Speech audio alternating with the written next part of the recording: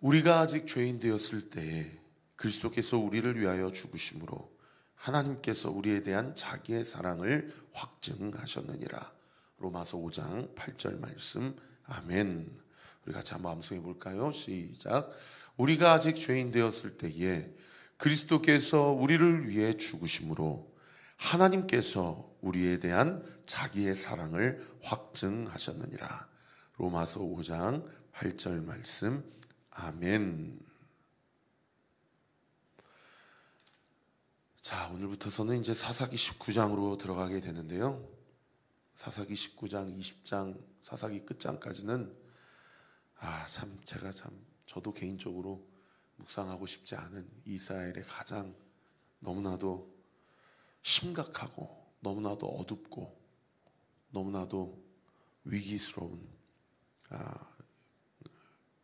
저는 이렇게 영적인 상태를 이렇게 그려갈 때에 이렇게 참 때로는 뭐 다윗도 그랬지만은 하나님 앞에 말씀 앞에 순종하고 형통하고 가는 곳마다 승리하는 하는 사람의 인생의 그런 시절, 한 민족의 기간에 그러한 시대가 있는가 하면 그렇게 영적인 벤다이어그램이라고 해야 될까요? 이런 것들이 이제 골짜기처럼 푹 꺼져가지고 가장 한 사람의 인생 가운데 어두운 시기, 한 민족의 시대 가운데 가장 죄가 관영하고 영적으로 둔감하고 완전히 타락하고 범죄한 그런 시기가 있지 않습니까?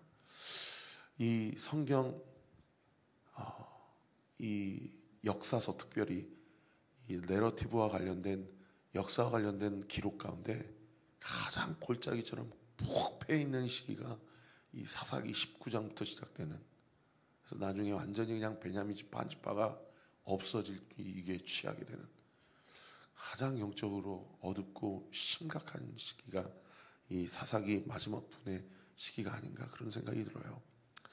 그래서 이렇게 강의 설교로다가 정해진 루틴에 따라서 묵상하지 않으면 사실은 저도 사사기 뒷부분 19장 이하로 끝장까지는 잘 묵상을 하지 않는데, 이 강의 설교, 이 이야기 설교, 그리고 순서 설교가 주는 장점이 그거죠.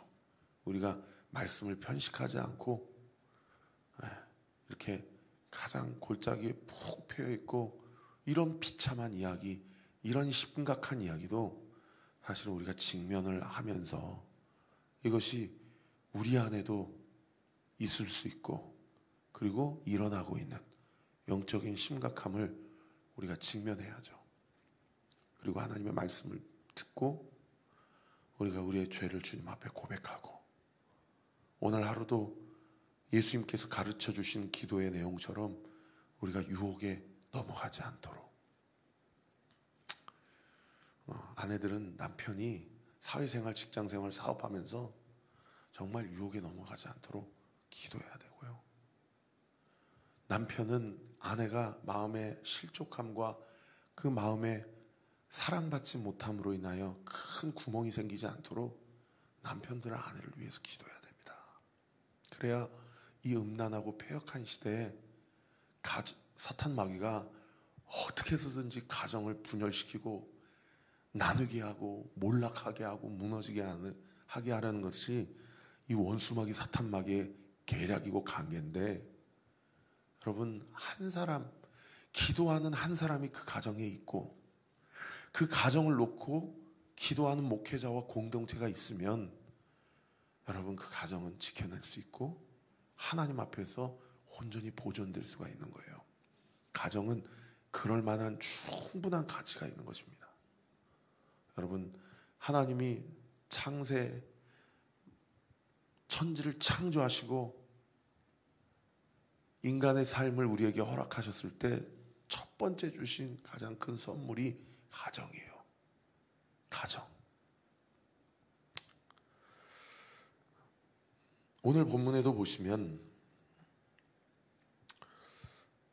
여러 가지 그 당시 시대의 타락상을 볼 수 있는, 음란함을 볼 수 있는 여러 가지 일들이 기록되어 있죠. 일단은 1절에 보시면은 이스라엘의 왕이 없을 그때에 에브라임 산지 구석에 거류하는 한 레위 사람이, 구별된 사람이고 하나님의 종이요, 제사장이죠. 그런데 이 사람이 고단 9절 보세요. 유다 베들레헴에서 첩을 맞이했다. 목회자가 이 세칸, 첩이 있다는 얘기는 first, 이 정실 부인이 있고 그 다음 세컨드가 있다는 얘기는 이 목회자의 얼마나 사적인 영역에서의 삶이 무너져 있는지를 엿볼 수 있는 대목 아닙니까? 그런데 그 첩이 2절에 보시면 또 어떤 죄를 지었냐? 행음하고 남편을 따라 자기 친정으로 그냥 도망가 버려요. 그러니까 이 레위인도 음란하지만 이 첩도 음란한 거예요. 그런데 이 남편이 자신의 죄를 고백하고 하나님 앞에 회개하기는커녕 3절에 보시면은 그 처갓집에 가가지고 그 첩을 데려오고자 하여 하인 한 사람과 나귀 2마리, 한 마리는 자기가 타고 한 마리는 첩을 태우고 돌아오려고 나귀 2마리를 데리고 갑니다. 그러면은 여러분 한번 생각해 보세요. 이 목회자가 그렇게 베들레헴으로 가가지고 거기서 자기 딸을 다시 데려가겠다 그러면 상식적인 장인이고 아버지면 그 첩이 그 레위인이 왔을 때 야 이놈아 하면서 네가 내 딸을 네가 이렇게 해서 되겠냐고, 그게 상식적이지 않아요? 그런데 3절 하반절에 보면은 아버지의 집에 들어가니 그 여자의 아버지를 보고 아버지가 그 레위인을 보고 뭐 했다? 기뻐했다. 좀 이상하잖아요, 그죠? 문제인식이 없어요. 그만큼 시대가 타락한 거예요. 뭐가 문제인지, 어디가 고장났는지, 무엇이 하나님 앞에 범죄함인지에 대한 인식 자체가 없고 그냥 아이고 우리 사위 왔네 하고 기뻐해서 맞아들인 거예요. 그리고 세상이나 3일 동안이나 함께 머물면서 부어라 마셔라. 에? 그리고 5절 말씀에 보면은 넷째 날 아침에 일찍 떠나고자 해요. 어떻든 이 레위인 목회자가 해야 될 일은 뭐예요? 안식일을 준비하는 일이잖아요. 그러면 안식일을 준비하려면, 7일째를 준비하려면 적어도 6일째에는 목회 현장에 복귀를 해가지고 하루 전에 많은 것들을 준비를 해야 하지 않습니까? 그러니까 넷째 날 아침에 일찍이 떠나면, 예를 들면 하루길을 가면 5째 날에 도착하고 그러면 6째 날에 준비하고 7일째에 이제 사역의 현장에 복귀를 해야 되는데, 이 장인이 가지 말라고, 조금 더 좀 유숙하고 가라고. 그러니까 또 하루를 지체를 해요. 그리고 8절에 보시면은 5째 날에는 가야 돼. 일찍이 일어나서 가고자 했다. 중동 지역은요, 뭐 오늘날도 마찬가지지만 지금도 뭐 한 10시만 넘어도 10시가 9시만 넘어도 밖에 돌아다니는 사람이 없어요. 35도, 36도, 38도. 중동 지역은 막 40도가 넘어갑니다. 그러니까 오전에 잠깐 일하고 움직일 수 있고 그냥 낮에는 못 돌아다녀요. 그리고 한 5시 이후에 잠깐 또 돌아다니고 그런 거예요. 그러니까 5째 날에는 가야 돼요. 그러다가 6째 날에 도착해야 될 거 아닙니까? 그런데 5째 날에 아침에 일찍 떠나고자 하니까 또 이 아버지가 해가 지면 가라. 그래서 또 부어라 마셔라 그렇게 하고, 그리고 해가 지니까 또 하루 묵고 가라. 그랬더니 세상에 10절에 5째 날 저녁에는 가야 됩니다. 그래서 10절에 보세요. 그 사람이 다시 밤을 지내고자 하지 아니하여 일어나서 여부수 맞은편. 여부수는 예루살렘의 옛 이름 아닙니까? 그러니까 이렇게 3일 동안 머무는 것도 하나님 보시기에 그 모임과 사귐과 교제가 좋아 보이지 않는 모임인데 자꾸 한쪽에서 더 있다가 가. 벌써 이 말씀을 묵상하면서 우리 안에 기시감이 들지 않아요? 뭔가 또 큰일이 터지겠구나. 지난 주일날 설교한 것처럼 어떤 하나님이 기뻐하시지 않는 현장, 하나님이 좋아하시지 않는 관계는 사실은 절연하게 끊든지 피하든지 여러분 그 공간이나 그 만남이나 그 교제를 빨리 끊고 정리를 해야 돼요. 그런데 자꾸 한쪽에서 붙잡고 하니까 이것이 뭔가 더 큰 일로 터지겠구나. 여러분 내일 본문에 보세요. 이 붙잡는 그 첩의 아버지도 또 붙잡은다고 해서 거기서 또 하루를 유숙하고 해서 붙잡힌 이 레위인도 이 일로 말미암아 이스라엘 전체 공동체에 어떤 사건이 터지는지 벌써 느낌이 쎄하잖아요. 그런데 이렇게 붙잡고 더 유숙하고 가라, 더 나 좀 이따 가라 라고 하는 이 첩 아버지의 표현 중에 제 눈에 확 들어오는 표현이 뭐냐면 6절에 보세요. 두 사람이 앉아서 함께 먹고 마시매 그 여자의 아버지가 그 사람에게 이르되 청하노니 이 밤을 여기서 유숙하여 거기 줄치세요. 그대의 마음을 즐겁게 하라. 9절도 보세요. 그 사람이 첩과 하인과 더불어 일어나 떠나고자 하매 그 장인 곧 그 여자의 아버지가 그에게 이르되 보라 이제 날이 저물어 가니 청하건대 이 밤도 유숙하라. 보라 해가 기울었느니라. 그대는 여기서 유숙하여 거기 줄치세요. 그대의 마음을 즐겁게 하고.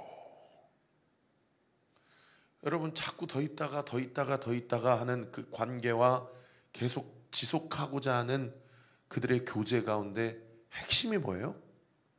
마음을 즐겁게 하는 게 핵심이라는 거예요. 마음을 즐겁게 하는 게.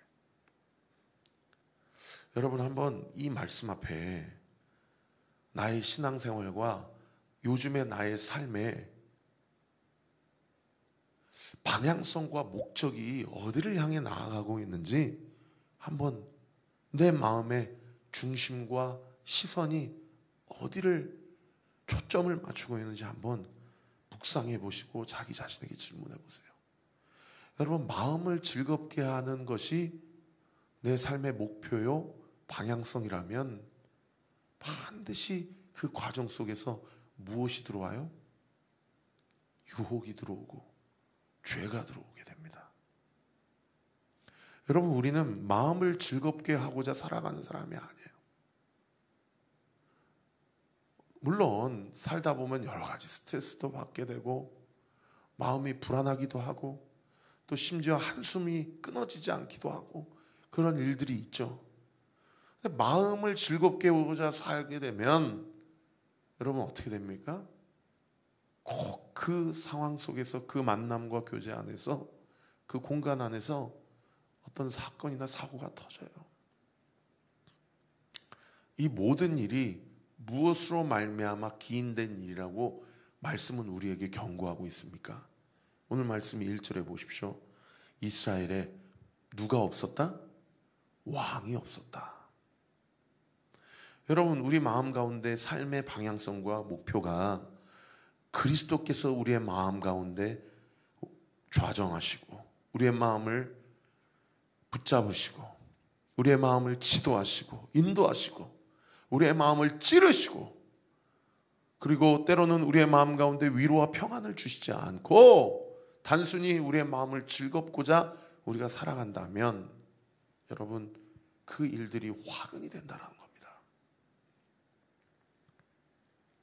그래서 마음을 다스리는 자는 성을 빼앗는 자보다 낫다. 잠언 말씀에 무릇 지킬 만한 것보다 너의 마음을 지키라.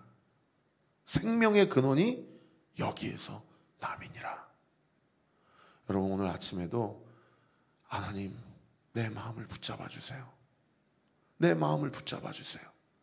그리고 제가 늘 기도하라고 말씀드리는 것처럼 예수의 보혈로 나를 덮어주시고 내 마음을 예수님의 보혈로 덮어주시고 그리고 성령 하나님 이미 내 마음 가운데 내주하시고 내 마음에 임재하신 예수님, 내 마음 가운데 함께 하시는 성령님, 성령 하나님 내 마음을 지키시고 주장하여 주시옵소서. 할렐루야.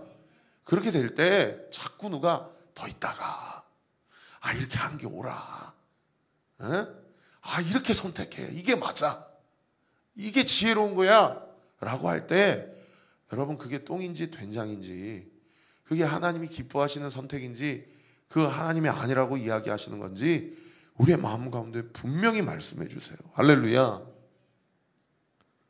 마음을 즐겁게 하는 것이 그것이 하나님의 마음을 기쁘시게 하는 것인지를 성령 하나님의 음성과 인도하심과 지도하심 가운데 정확하게 분별하는 은혜가 있게 되기를 우리 구주 예수 그리스도 이름으로 축원합니다.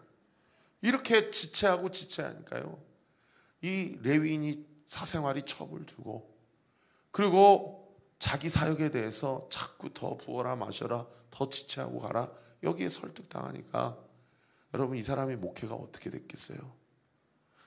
뻔하지 않습니까? 하나님이 자기에게 주신 상번제, 매일 드려야 되는 제사, 절기제사, 자기가 수종 들어야 되고 자기가 레위인으로서 제사장으로서 감당해야 될 사명에 대해서 여러분 허랑방탕하고 얼마나 게으르고 얼마나 신실하지 못한 그런 목회자인지를 다 볼 수 있는 부분 아닙니까?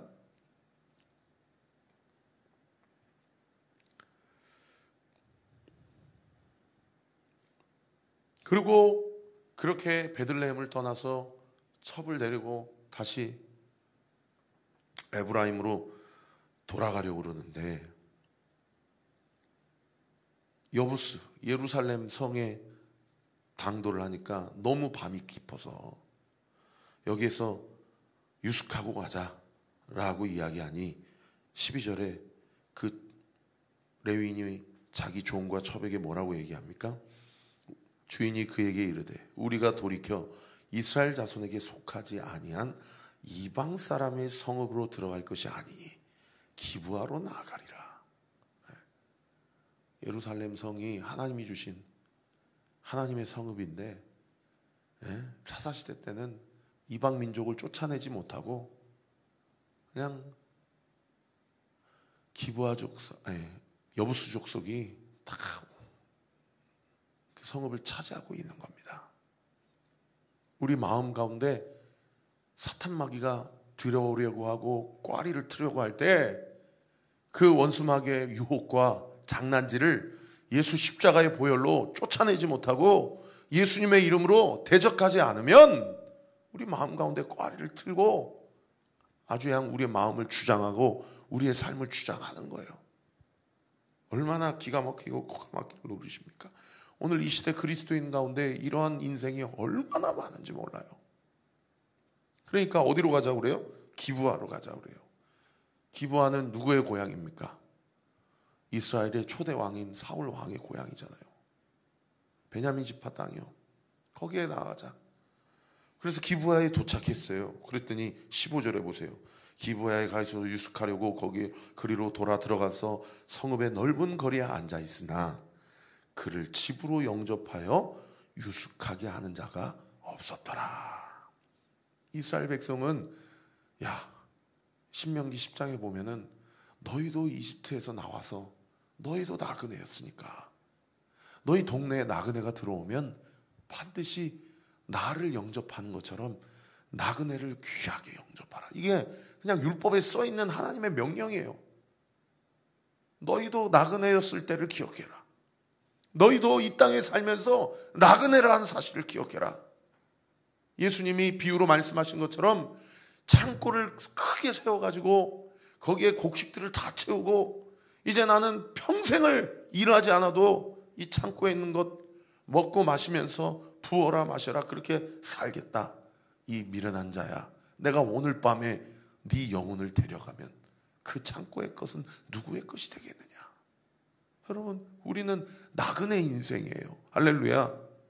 너무 썩어질 것에, 이 땅의 것에 완전히 함몰이 되고 영적으로 둔감해져서 위의 것을 사모하지 못하고 하나님의 것을 바라보지 못하고 나그네의 삶을 망각하며 이 땅의 삶이 전부인 것처럼 살아가는 그리스도인들이 오늘날에도 얼마나 많이 있냐는 거예요.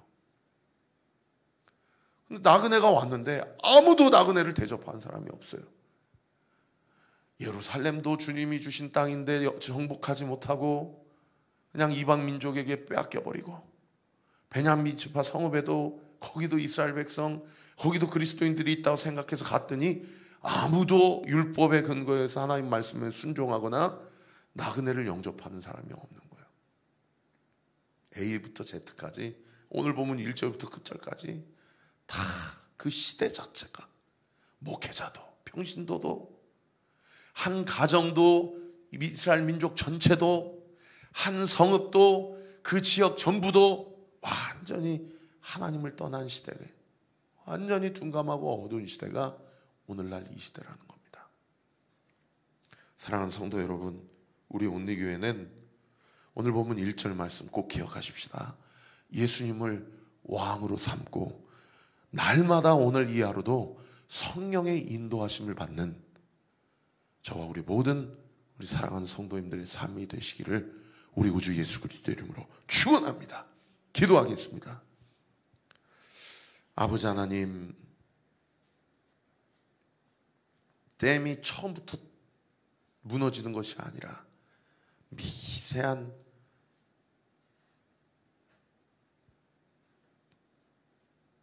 금을 통해서 댐이 서서히 무너짐에도 불구하고 전혀 무너지는 것 이상 증상을 알지 못하고 여전히 아무런 문제가 없는 듯 살아가는 그런 시대가 오늘날 이 시대가 아닙니까? 아버지 하나님, 우리에게 예수 그리스도가 주님만이 나의 왕이십니다. 주님만이 나의 왕이십니다. 나는 주님의 종이요, 주님은 나의 주인이십니다. 입술로만 고백하는 우리의 삶이 아니라 오늘 이 하루도 주님의 통치를 받고 성령의 인도하심을 받아 마음을 즐겁게 하기 위하여 살아가는 인생, 이 땅에 썩을 것을 가지고 어떻게든 몸부림치며 성공하고자 하는 인생에서 떠나 위를 바라보고 말씀이 우리의 삶 가운데 기준이 되는 인생, 주님의 마음을 기쁘시게 하게 하는 인생, 주님과 동행하는 인생, 말씀 앞에 순종하는 인생, 우리 온리교회 모든 성도들의 구체적인 삶과 가정과 이 교회와 한국 교회와 이 나라와 이 민족 되게 하여 주시옵소서. 오늘도 이 아침에 주님 앞에 새벽 제단, 기도 제단을 쌓고 주님 앞에 기도하며 간구하는 우리 사랑하는 성도들, 오늘 이 아침에 주신 말씀 앞에 나의 죄를 고백하고 성령의 인도하심을 간구하며 주의 뜻을 온전히 이루고자 하는 우리 사랑하는 성도들의 모든 기도와 간구, 이 시간 예수의 이름으로 명하노니 응답될 지어다, 응답될 지어다, 기도의 문이 열릴 지어다. 오늘부터 4주 동안 시작되는 목요 찬양 집회 기도 축제, 8월의 더운 날씨 가운데 폭우와 폭염 가운데 영적으로 무뎌질 수 있는 그 상황 속에서 우리 교회에 기도할 수 있는 마음의 끈과 계기를 허락해 주신 하나님께 감사와 영광 올려드립니다.